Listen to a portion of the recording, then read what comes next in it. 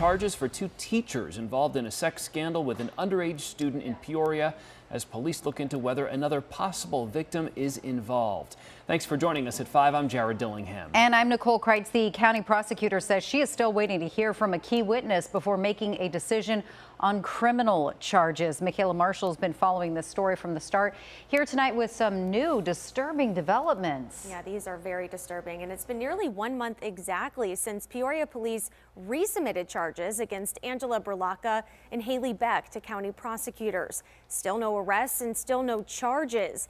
And now we're learning new details. There could be more victims. There is a critical witness that still has to be interviewed, and so as soon as we get that done, or the police get that done, we will take a look at what we have. Is there a timeline? It's up to the critical witness. The fate of two teachers accused of sexual misconduct with the same student rests with Rachel Mitchell. We're still waiting to see if the Maricopa County attorney will file criminal charges against Angela Berlacca or Haley Beck. And the investigation into the now former Centennial High educators is not without its challenges. I have prosecuted cases without a victim's cooperation. I'm not answering your question specifically to this case, but I will tell you sometimes it can be done, but there are times that it cannot be done. In the nearly 200-page Peoria police report, there are repeated allegations the women abused multiple students, including football players. One person interviewed by police claimed as many as 8 or 9 other students solicited photos from both Haley and Angela to see who can get more photos.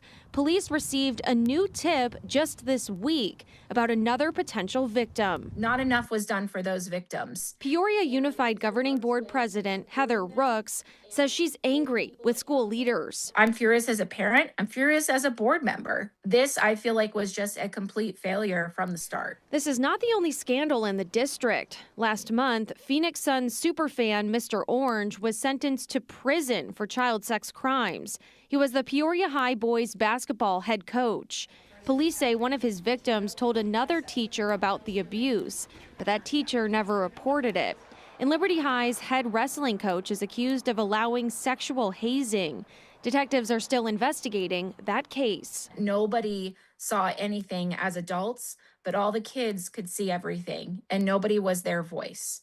So I just really want everyone to understand that this is a serious thing that we need to take care of.